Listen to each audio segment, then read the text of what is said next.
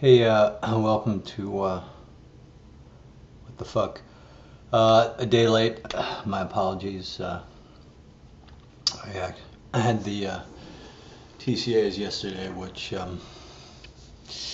you know, my love and hate of critics is, uh, in a good way, is almost comical at this point. I just there's just a dynamic within that relationship that I struggle with. Um, I think, and I think it's age old in terms of what that relationship has always been. Because as an artist, you spend weeks, months, years putting together these projects, and then someone spends, an hour and 15 minutes analyzing it and, you know, telling you everything that's wrong with it. So I think the very nature of, of how it all works uh, is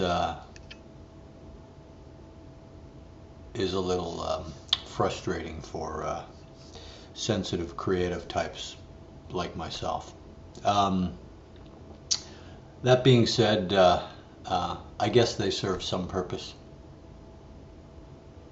and they're not going away. And the TCA panel is, it's a little bit of a circus, but it's part of it's like I have to look at it as a business convention. If I were selling, sprockets, I'd have to go to the convention with all the other sprocket distributors and buyers and introduce my new sprockets. So there I was talking about the new model of sprocket. Um, and for the most part, I know a lot of these people. I actually got a chance to meet a guy that I've had this sort of, a few jab fests in social media with over the years. Miles McNutt, who, of course, meeting him face to face, he's a cool dude and very respectful. And I actually read his shit. Most of the bloggers out there, I don't, but he's a pretty smart dude and usually has something pretty intelligent to say. He's a cultural, what is he? Cultural, Miles McNutt, cultural leanings. I forget. I'm sorry, but you should check his shit out.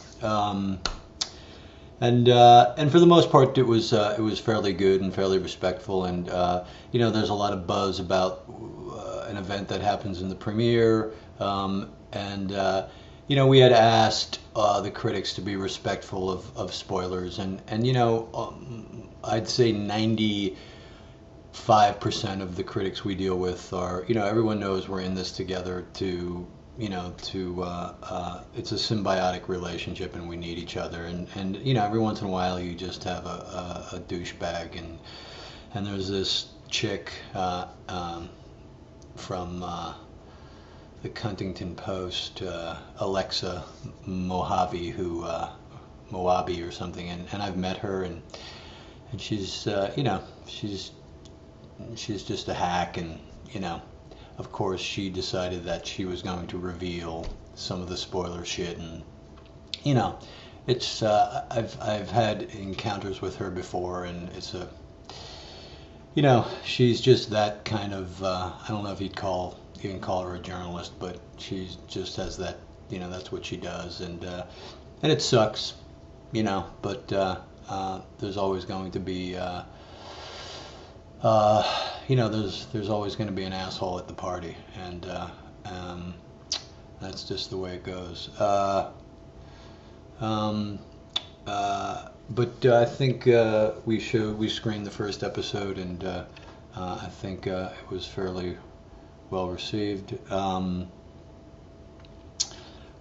seen the new. I don't know if they've started airing yet, but I've seen the new 60-second spot trailer that includes a lot of the action and a lot of the story points in the first 5 episodes, and I've seen the new, the new sort of thematic, cool trailer we do, which is just fucking killer. It's like every year I see these things that Stephanie Gibbons and her team does, and I think, wow, all right, that's how you gonna top that? And fucking every year, man, she just comes at it a different way. She comes at it sideways, and it's always different, and it's always as cool, and I think you'll dig it. I don't know if they've started airing yet, but they soon will, and they're just badass. And I love when people see these things that they take them literally. Like last year, the one where Jackson, he's flying off the bridge, and I've had people at the end of the season saying, "Dude, Jax never went off a bridge." So I will say that they're thematic. They don't necessarily reveal story points. So we're doing what we did last week. We have 2 little video clips from fans, and I like this. This is fun for me. I don't, and I guess at the end of the day, that's the only reason I do this. The first question comes from Cassie from Florida, and Cassie asks, well, I won't tell you what Cassie asks. I'll let Cassie ask what she wants to ask. Are we going to get to see any badass lady bikers at any point in the future? I get this question a lot, Cassie, about, are we ever going to see women on bikes? And, it was funny. I was heading downtown. My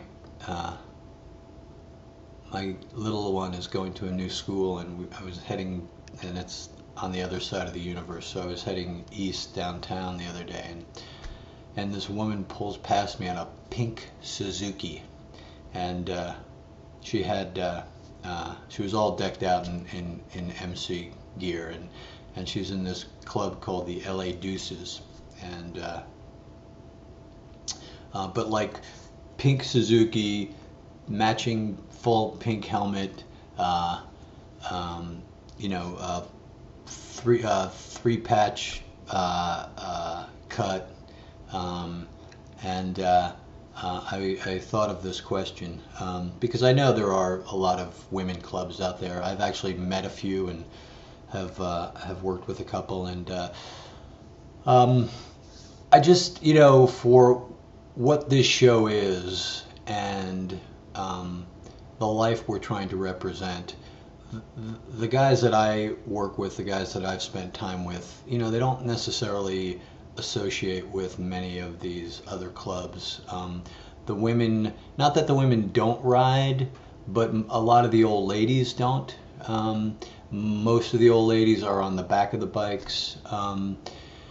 And every time we thought of the notion of introducing, is there a club that involves women, it just always felt, and I don't mean this to suggest that it would have to be comical, but it always started to feel a little bit like a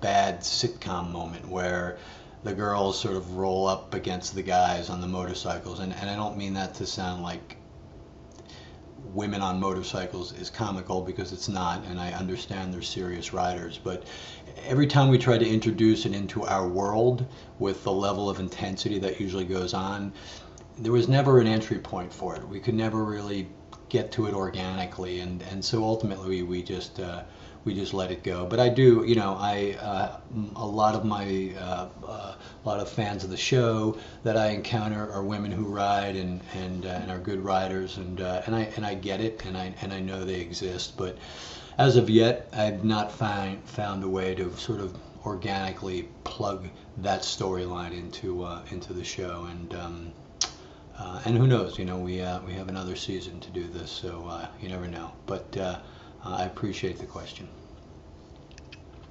Our second question comes from a hometown boy. This is from Phil from Stockton, California, and I'll let Phil ask his question. First off, just want to say that I love the show, and got a quick question for you.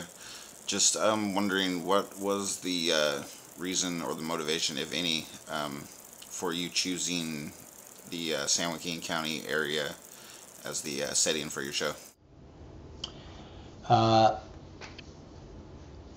Why Stockton? It's interesting. The research that I did for the show in the initial season, the riding culture is, obviously it started in Northern California. So to me, there was a historical component. Many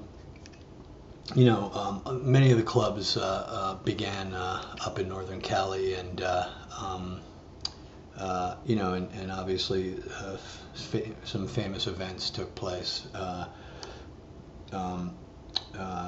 up there, and it was so intrinsically enmeshed, I think, with that San Francisco hippie culture. It all sort of grew out of that anti-Vietnam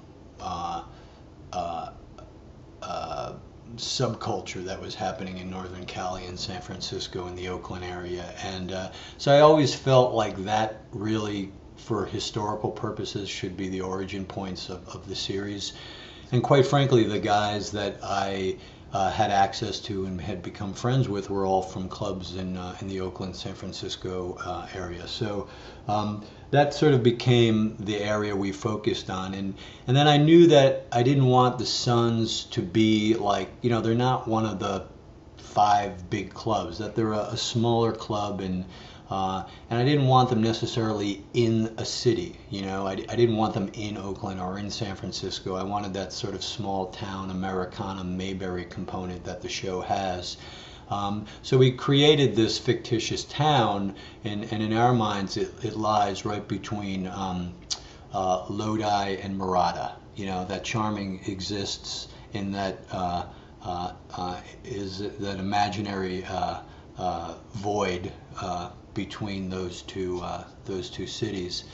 And so as a result of that, rather than Oakland being the city, the main city, it really was Stockton, and obviously that's San Joaquin County, and it was just, and I don't mean to exploit what's going on in Stockton. It's just that it's very prevalent and it's very in the news that Stockton is a town that is really in dire financial crisis. They've I believe they've, not unlike Detroit, they've declared bankruptcy, and I apologize if that's wrong, but there was discussion of that happening with Stockton, and they've gone through some really bad leadership changes.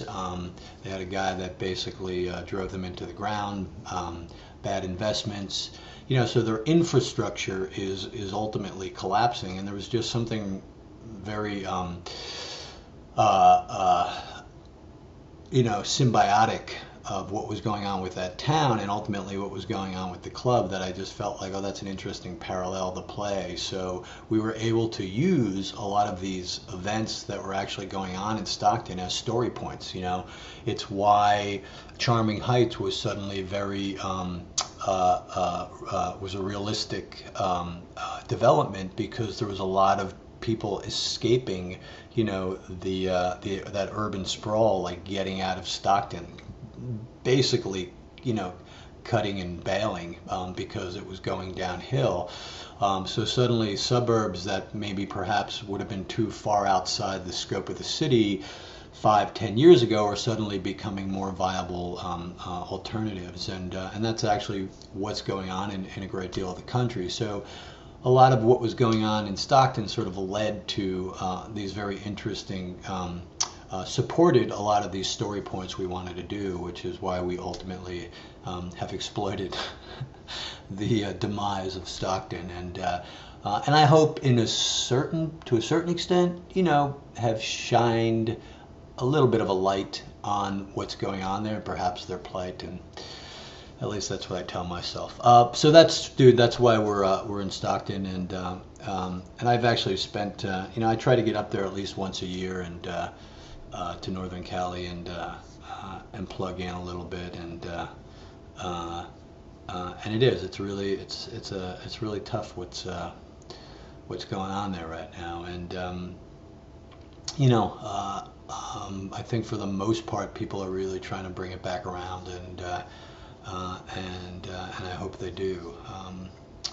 And then the Oakland and San Francisco component of our show, we're never really in San Fran because that just always felt very, I don't know if it's if it was the Full House memory I have in my head, but I just never could really set much story in San Francisco. But Oakland is sort of the big city where, like, that's where Pope was set up, that's where the Niners are based, that's sort of the big city urban dynamic. That's where we send all our guns for bad shit to happen while we live peacefully and unaffected, or so we think, in our little town of Charming. So that's it. Another long 16-minute ramble. All right, kids. We will continue to do what we do. I will try to get my wife to do another Twitter Q&A with me this week. That is. That's that. I gotta get rid of these things. They're fucking annoying. And what's the other one? The other one, is that it? No, that's it. What's that one? この番組はご覧のスポンサーの提供でお送りしました。 Yeah, I gotta get rid of that one too. But that is the once この again. 番組はご覧のスポンサーの提供でお送りしました。 That's the email to send your video clips, and we'll keep doing this unless nobody watches. But keep doing that, and I'll keep doing this. Bye.